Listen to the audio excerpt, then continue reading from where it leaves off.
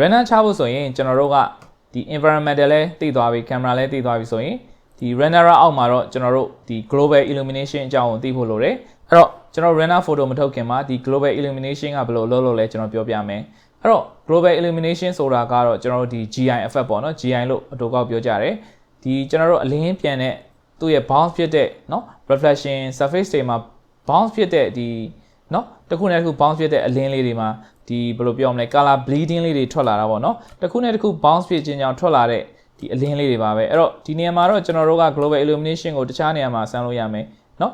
ဥပမာကျွန်တော်တို့ဒီ reflection ကြောင့်ကျွန်တော်တို့ဒီ surface မှာเนาะဒီအပေါ်ကအဲ့ရခင်းကိုအောက်မှာမြင်နေရတဲ့ဟာမျိုးเนาะဒါတွေကဒီ global illumination effect တွေမှာသုံးထားတဲ့အတွက်ကြောင့်ပို့ပြီးတော့ပေါ့နော် realistic ဆန်တဲ့ effect မျိုးကိုရစေတာ global illumination ကိုပိတ်လိုက်တဲ့အချိန်မှာနည်းနည်းလေးမှောင်သွားတယ်ပေါ့နော် GI ကိုသုံးတဲ့အချိန်မှာကျွန်တော်တို့ပို့ပြီးကောင်းတဲ့เนาะ reflection effect တွေကိုကျွန်တော်တို့ပေးစွမ်းနိုင်တယ်အဲ့တော့ GI intensity ကိုသုံးတာကတော့ဒီလိုမျိုးဒီအရန်နီးတယ်ပေါ့နော် interior တွေ render ချတဲ့အချိန်မှာ GI effect တွေသုံးတာကတော့ပို့ပြီးတော့အဆင်ပြေတယ်ဒီ GI ကများသောအားဖြင့်ကျွန်တော်တို့ဒီအလင်းတွေကိုပေါ့နော် reflection ကောင်းကောင်းနဲ့ဒီ light bleeding ဖြစ်တဲ့ effect မျိုးတွေမှာကျွန်တော်တို့ကဒီ global illumination ကိုသုံးလို့ရတယ် GI distance တွေပါတယ်ကျွန်တော်တို့ချိန်လို့ရတယ်ဘယ်လောက်ထိကျွန်တော်တို့เนาะ effect ဖြစ်ချင်တာလဲเนาะကျွန်တော်တို့ short လိုက်မယ်ဆိုရင် तू က short သွားတာပေါ့เนาะသူ့ရဲ့ quality လျော့သွားတယ်အဲ့တော့ကျွန်တော်တို့ကဒါလေးပြန်နေမယ်เนาะအပြင်ထွက်သွားပြီအဲ့တော့ကျွန်တော်တို့အထက်ပြန်သွားမယ်အဲ့တော့ကျွန်တော်တို့ကဒီမှာ property တွေပြန်သွားမယ်အဲ့တော့ GI distance လေးတွေ on မေးခြင်းအပြင်ကျွန်တော်တို့ကဘယ်လောက်ထိပေါ့เนาะ effect ကိုတက်ရောက်ချင်တာလဲเนาะဒါလေးတွေက GI distance ကျွန်တော်တို့သူ့ရဲ့ပမာဏပေါ်မူတည်ပြီးတော့ set ရဲ့ performance ကလည်းအတက်အကျဖြစ်လိမ့်မယ်နောက်တစ်ခုကတော့ကျွန်တော်တို့ shadow အခုမြင်နေရတဲ့နေရာမှာကျွန်တော်တို့က interior render ချမယ်ဆို shadow တွေဘာတွေကဒီမှာတိတိတသားပြောင်းလဲသွားတာတွေ့မယ်အဲ့တော့ shadow ရဲ့ distance တွေကျွန်တော်တို့เนาะ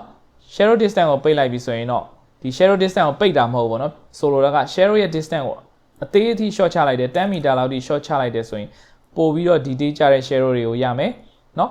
shadow ရဲ့ distance ကိုကျွန်တော်တို့အများကြီးသွားပြီးတော့တင်လိုက်မယ်ဆိုရင်ဒီ shadow ရဲ့ဒီနားမှာအနီးနားမှာရှိတဲ့ shadow တွေကတိတ်ပြီးတော့မပေါ်နိုင်တော့ဘူးပေါ့နော်အဲ့တော့ဒါတွေကတော့ကျွန်တော် shadow distance တွေကိုကျွန်တော်တို့ချိန်တဲ့နေရာမှာသုံးလို့ရတယ်ဒီနေရာမှာကျွန်တော်တို့ကဒီမှာ shadow distance ကိုအများကြီးထားလိုက်တဲ့အချိန်မှာဒီနေရာမှာ shadow ပျောက်သွားတယ် shadow ကို detail ကြကြပေါ်ခြင်းတယ်ဆိုရင်ဒါလေးကိုပြန် short ပေးရမယ်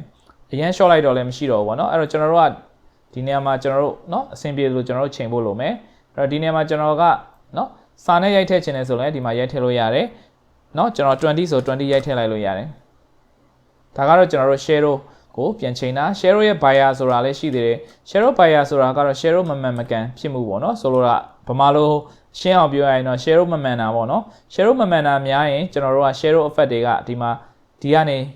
မထွက်တာမျိုးတွေဒီက shadow ကတစ်ဖက်မှာယိုင်သွားတာမျိုးတွေပေါ့เนาะ shadow ယိုင်သွားတဲ့ပုံစံမျိုးတွေကိုပြောချင်တာအဲ့တော့ဒါလေးကတော့ shadow bias သုံးချင်တယ်ဆိုရင်လည်း shadow bias ကိုသုံးကြည့်လို့ရတယ်เนาะအသင့်ပဲထည့်ထားမယ်ပေါ့နော်တိတ်ပြီးတော့ effect ကတော့မသိတာဘူးเนาะ miscellaneous ကတော့ဘာကိုပြောတာလဲဆိုတော့ဒီ reflective survey တွေကို reflection ကောင်းကောင်းမြင်ချင်တယ်ဆိုရင်ဒီ SSR ဆိုတဲ့เนาะ screen spray reflection effect ကိုကျွန်တော်တို့အောင်မေးရတယ်ကျွန်တော်တို့ဒါကိုပိတ်ထားရဲဆိုရင်ဒီ reflective survey တွေမှာအလုံးလုံးမှာမဟုတ်တော့ဘူးเนาะဒါဆို reflective survey တွေကတိတ်မမှန်တော့ဘူးအဲ့တော့ဒီ reflective survey တွေကိုမမှန်ကန်ကန်မြင်ချင်တယ်ဆိုရင်ကျွန်တော်တို့ဒီမှာ reflection ကိုကျွန်တော်တို့အောင်မေးရမယ်ဒါမှဒီ reflective survey တွေကမှန်မှန်ကန်ကန်အလုပ်လုပ်မယ်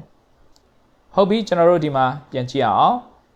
เนาะအဲ့တော့ဒီနေရာမှာကျွန်တော်တို့ဘာတွေဖြစ်ကုန်လဲဆိုတော့ကျွန်တော်တို့ shadow တွေပေါ့နော် shadow တွေမှာကျွန်တော်တို့10 meter လောက်ထားလိုက်တဲ့အချိန်မှာ exterior rendering ချတဲ့အချိန်မှာ shadow တွေကမရောက်နိုင်တော့ဘူးအဲ့တော့ exterior render ချရင်မှတ်ထားရမှာက shadow တွေကိုဒီလောက်ထိထားလို့မရဘူး interior မှာဆိုရင်အဆင်ပြေတယ် exterior မှာဆိုအဆင်မပြေဘူးအဲ့တော့ဒါလေးကိုကျွန်တော်နည်းနည်းထပ်လျှော့မယ်เนาะဒီ shadow ရဲ့ဟို distance ကိုကျွန်တော်တို့ဒီအပင်လောက်ခြုံနိုင်လောက်တဲ့အထိကိုကျွန်တော် shadow ပြန်ထည့်ရမယ်เนาะဒါမှ shadow တွေမြင်ရမယ်ဒါဆိုရင်တော့ကျွန်တော်တို့ဒီလောက်ဆိုရင်ကျွန်တော်တို့ဒီเนาะဒီ renderer နဲ့ပတ်သက်ပြီးတော့သိပြီလို့ထင်တယ်เนาะ